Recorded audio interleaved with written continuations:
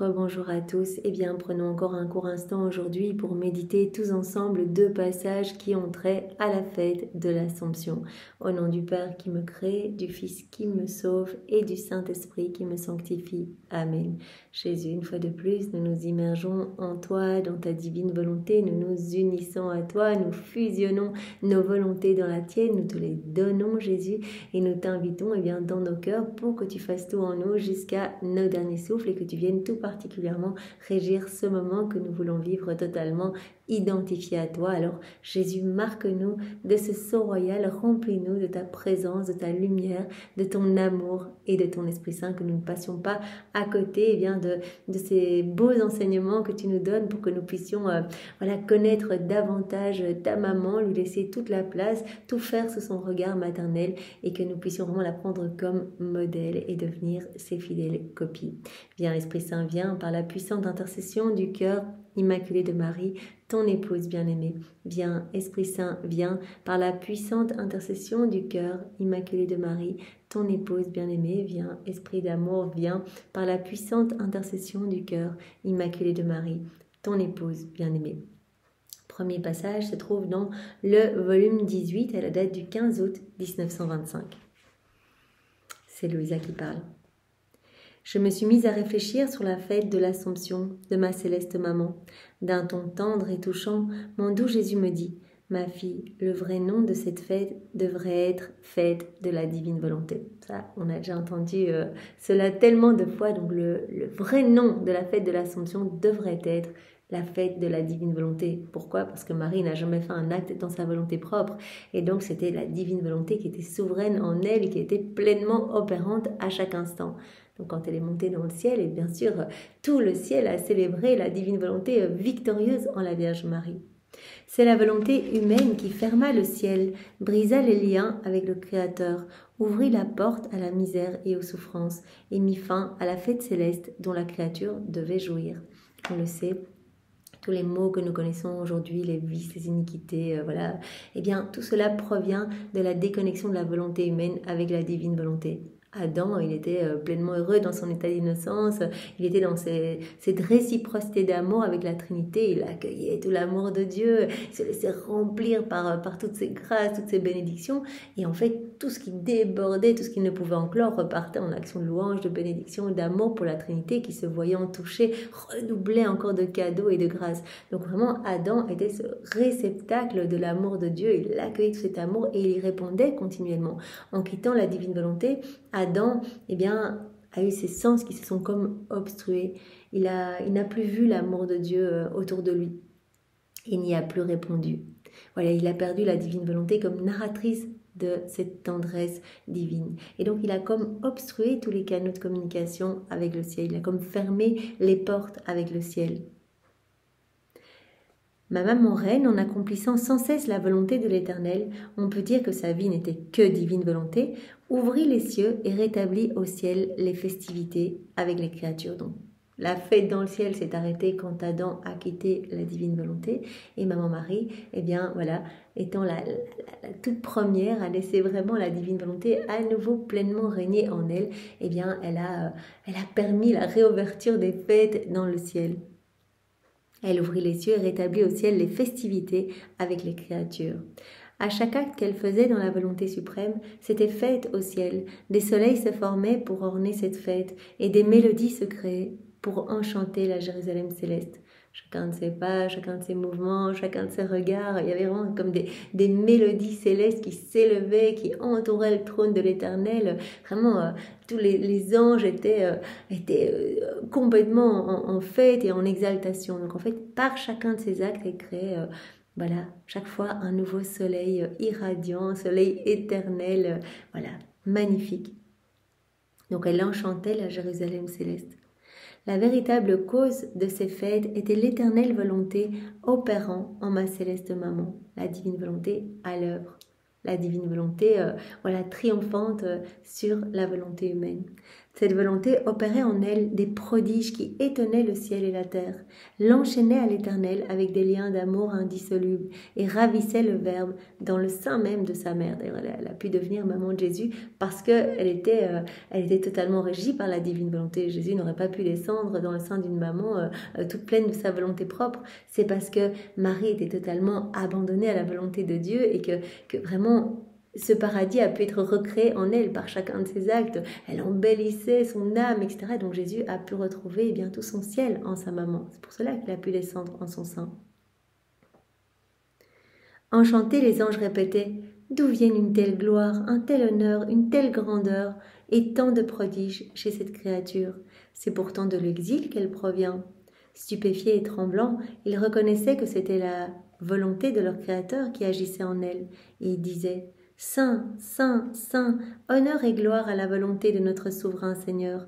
3 fois sainte est celle qui laisse cette volonté suprême opérer en elle. » Donc même si Marie avait une petite vie toute cachée, que vraiment elle n'a pas fait des grands miracles, elle n'a pas fait des prêches, etc., tout ce qu'elle faisait, c'était un miracle, c'était un prodige. En fait, c'était éclatant aux yeux de tout le ciel, en fait. À chaque fois, il y avait vraiment ces soleils qui se créaient, etc. 3 fois sainte est celle qui laisse cette volonté suprême opérer en elle. Par-dessus tout, c'est ma volonté qui est célébrée en la fête de l'Assomption de ma très sainte mère. C'est ma volonté qui a élevé ma mère à une telle hauteur. Ce qu'on peut reconnaître de sublime en la Vierge Marie, c'est le travail de la divine volonté en elle. C'est parce que elle a, dès le départ, dès l'instant 1 de sa conception, son immaculée conception, elle a fait l'offrande de sa volonté, elle est venue la déposer au pied du trône de l'Éternel et elle n'en a jamais fait usage. Donc elle a laissé la divine volonté continuellement à l'œuvre en elle. C'est ma volonté qui a élevé ma mère à une telle hauteur. Tout ce qui aurait pu lui arriver n'aurait été rien sans les prodiges que ma volonté opérait en elle.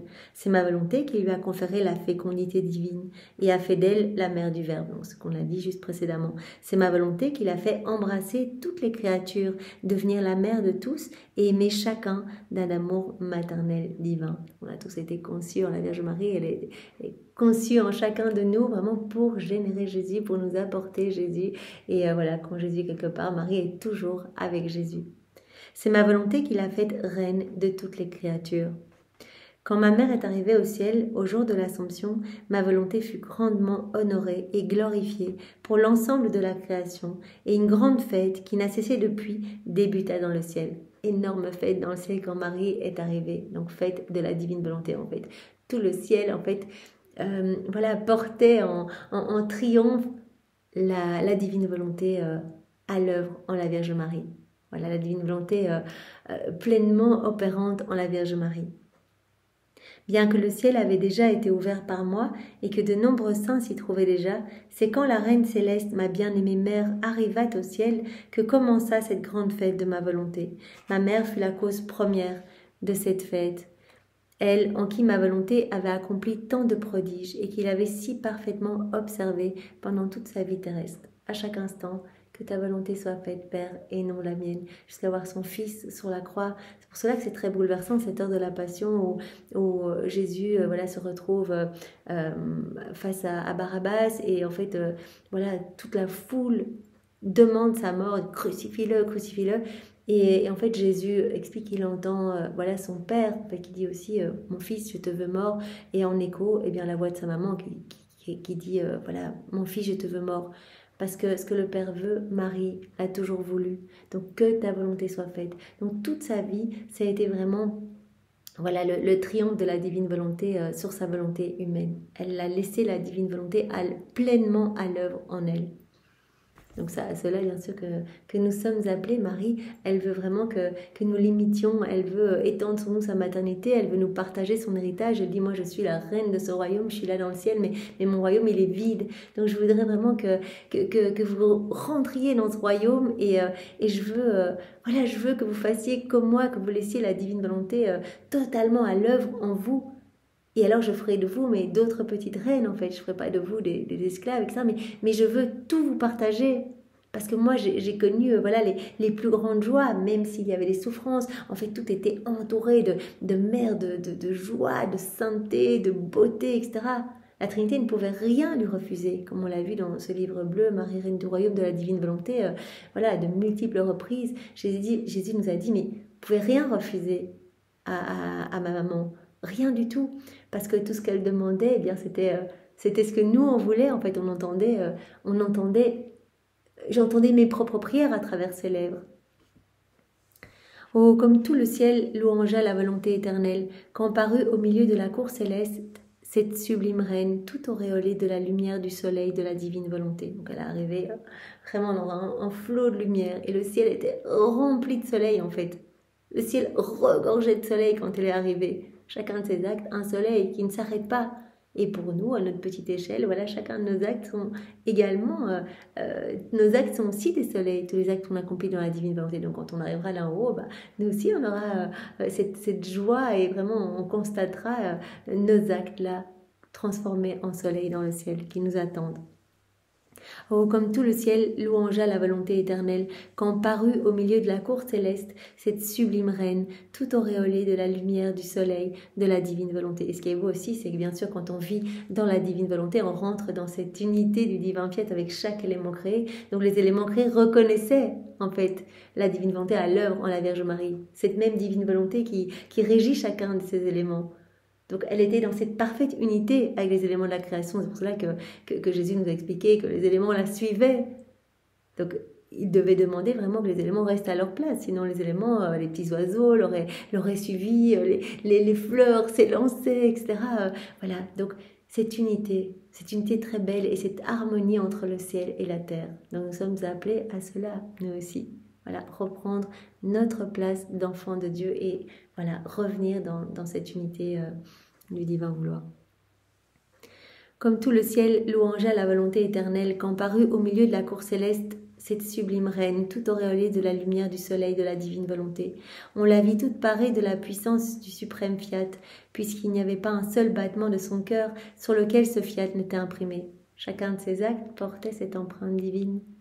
Voilà, nous, quand on fait un acte dans la divine volonté, on sait que Jésus y imprime ce sceau royal, et que nos anges gardiens, toute la cour céleste, tous viennent se précipiter pour amener vraiment notre acte dans le ciel et le déposer dans les trésors célestes, en fait. Voilà, et notre acte porte cette empreinte, tout comme les actes de Jésus et de Marie portent également cette empreinte divine. Et donc Jésus nous a dit, on ne fait pas la différence entre tes actes accomplis dans la divine volonté, ou les miens, ou ceux de ma maman. Mais donc, Marie, tous ses actes portaient cette empreinte royale. On la vit toute parée de la puissance du suprême fiat, puisqu'il n'y avait pas un seul battement de son cœur sur lequel ce fiat n'était imprimé. Étonnés, tous les êtres célestes la regardaient en disant « Monte, monte encore plus haut, il est juste que celle qui a tant honoré le suprême fiat, par lequel nous nous trouvons nous-mêmes dans la patrie céleste, et le trône le plus élevé, et qu'elle soit notre reine. » Dans le ciel, tous les saints, les bienheureux sont dans la divine volonté, et donc monte, monte, prends la place la plus élevée dans le ciel, puisque toi, toute ta vie, tu as laissé la divine volonté à l'œuvre en toi, à chaque instant. Tu es notre reine. Le plus grand honneur qu'elle reçut ce jour-là fut que la divine volonté était honorée par elle. C'est très très beau. Alors, deuxième passage dans le volume 36, dernier volume, à la date du 15 août 1938. Donc c'est à nouveau notre sœur Louisa qui parle. Mon esprit nageait dans la mer du divin vouloir, et je m'arrêtais dans l'acte de l'enlèvement au ciel de ma maman reine. Combien de merveilles, combien de surprises d'amour captivantes. Et mon doux Jésus, comme s'il éprouvait le besoin de parler de sa céleste mère, tout heureux me dit « Ma bienheureuse fille, aujourd'hui, la fête de l'Assomption est la plus belle. C'est la plus sublime et la plus grande fête dans laquelle nous sommes le plus glorifiés, aimés et honorés. Le ciel et la terre sont investis d'une joie inhabituelle, jamais encore expérimentée. Les anges et les saints se sentent eux-mêmes investis par des mers de joie nouvelles et de bonheur nouveau. Ils chantent les louanges de la reine souveraine avec des cantiques nouveaux qui l'emportent sur tout et donnent de la joie à tous. Donc c'est la plus belle fête qui soit, la fête de l'Assomption. C'est aujourd'hui la fête des fêtes. C'est l'unique et le nouveau qui n'a jamais été répété. Aujourd'hui, le jour de l'Assomption, la divine volonté opérant dans la Dame souveraine a été célébrée pour la première fois. Les merveilles sont ravissantes. En chacun de ces plus petits actes, même dans son souffle et dans son mouvement, on peut voir un si grand nombre de nos vies divines qui s'écoulent comme autant de rois dans ces actes, qui l'inondent mieux que de brillants soleils, qui l'entourent d'ornements et la rendent si belle qu'elle fait l'enchantement des célestes régions. Voilà chacun des actes qu'elle a accomplis, tous ces actes. Chaque fois, elle a crucifié sa volonté propre au profit de la divine volonté. Et donc, cela l'a magnifiquement parée, en fait. Voilà, elle s'est constituée de ces soleils irradiants, ces ornements, ces pierres précieuses. Donc, elle est arrivée, voilà, parée de toutes ces merveilles dans le ciel. Tant d'ornements qui la rendent si belle, qu'elle fait l'enchantement des célestes régions. Cela te semble-t-il peu de choses que chacun de ses souffles, de ses mouvements, de ses travaux et de ses peines ait été rempli de tant de nos vies divines. Chaque acte que l'on fait dans la divine volonté, c'est une vie divine. Pour Maman Marie, comme elle a fait tous ses actes dans la divine volonté, mais ses regards, ses respirations, quand elle allumait le feu, quand elle balayait, elle préparait à manger, tout dans la divine volonté, voilà, chacun de ces actes, eh bien, était une vie divine.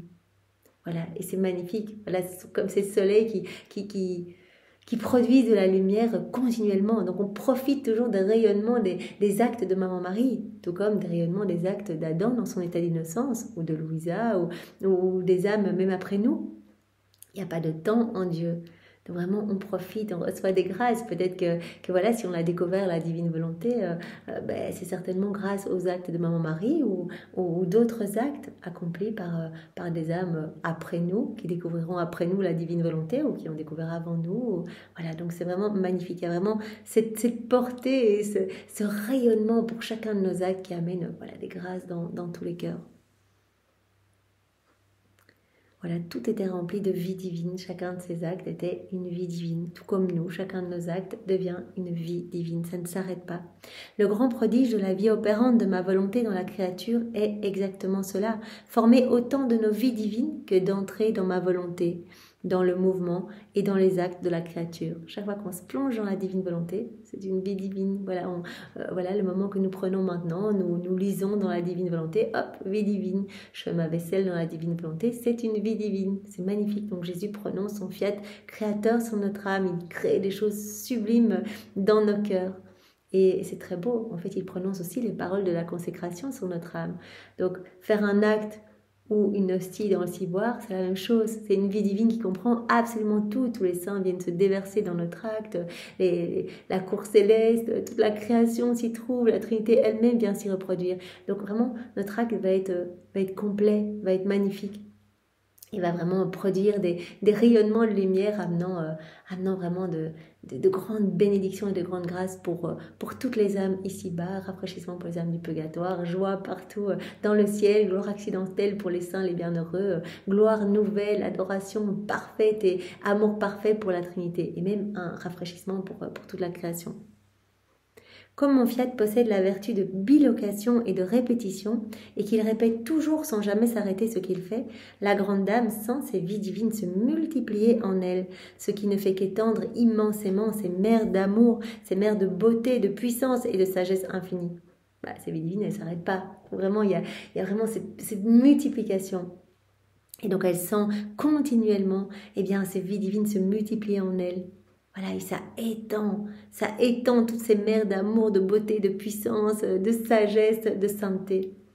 Tu dois savoir que la multiplicité des actes qu'elle possède contient tant de nos vies divines qu'en entrant dans le ciel, elle peupla toute la céleste région qui ne put les contenir toutes. Tous ces soleils-là, quand elle est arrivée, elle a vu, mais le ciel était rempli à ras-bord, cela débordait de partout.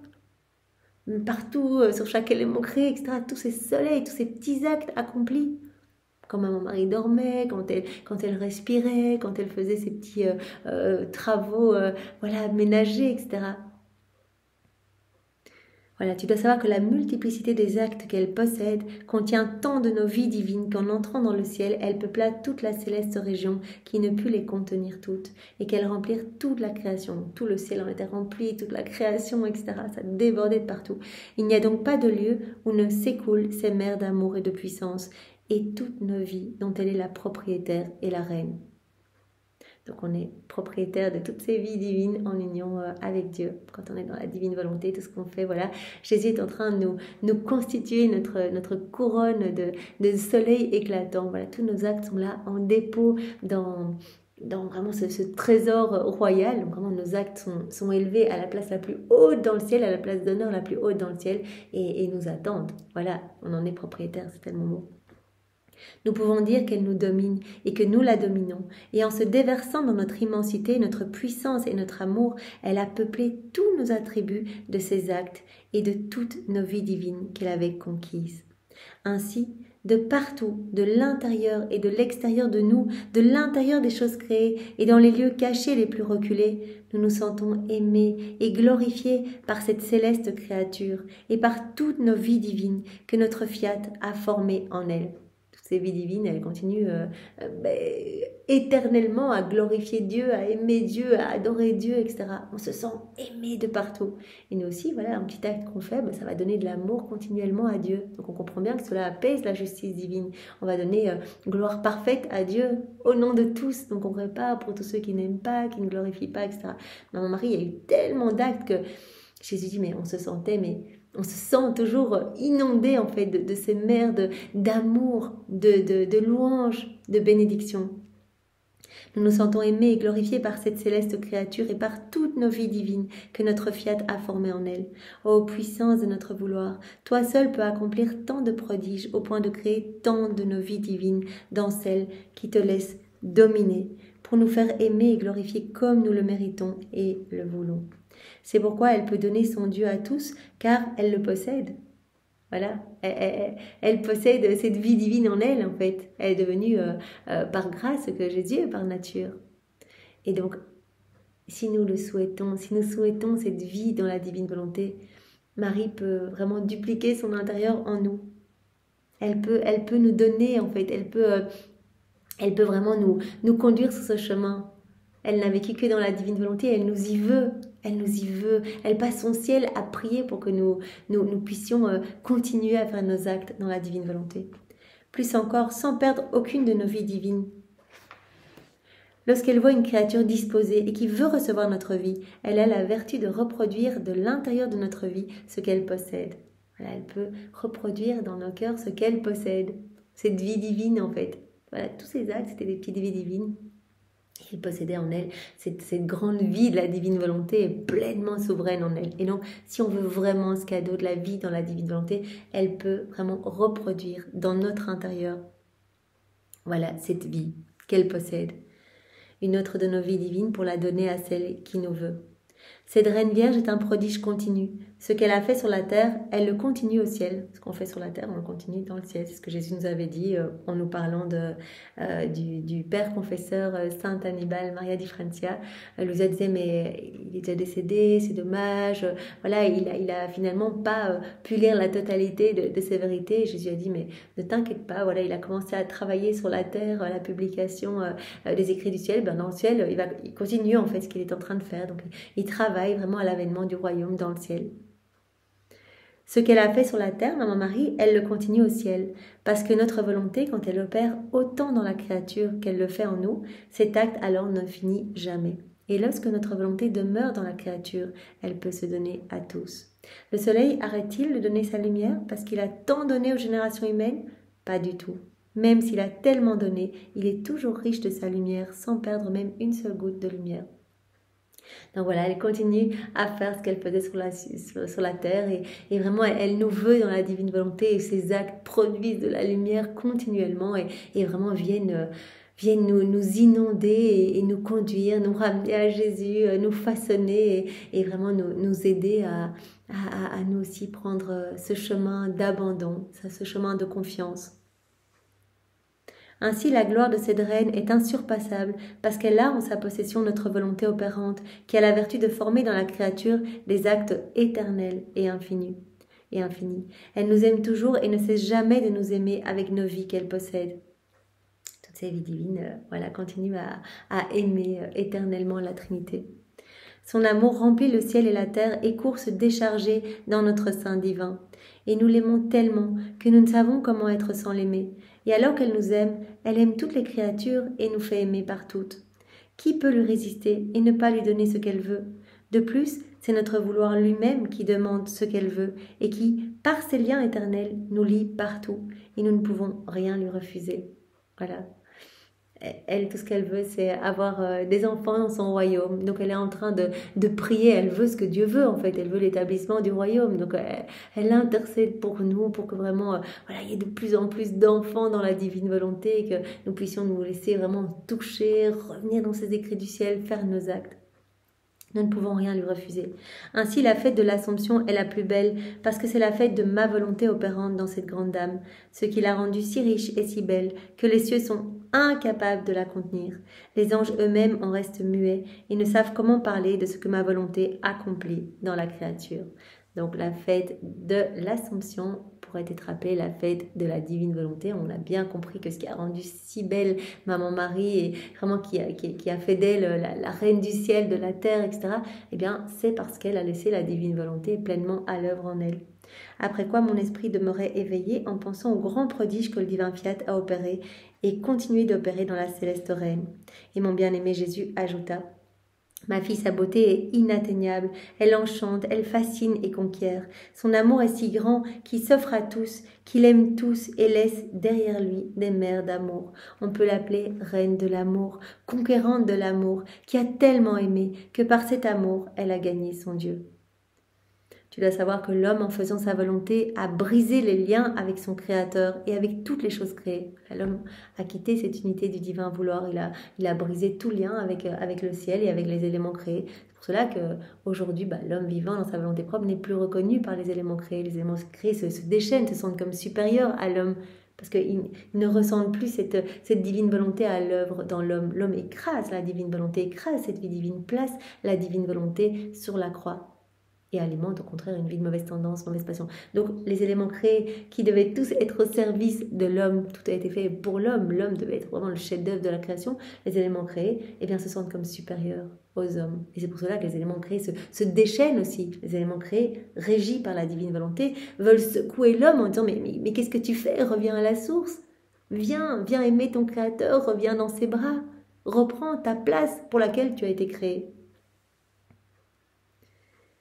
Tu dois savoir que l'homme, en faisant sa volonté, a brisé les liens avec son Créateur et avec toutes les choses créées. Cette céleste reine, avec la puissance de notre Fiat qu'elle possédait, a réuni son Créateur avec les créatures et réuni tous les êtres ensemble, les a unis et ordonnés, et avec son amour, elle a donné une vie nouvelle aux générations humaines.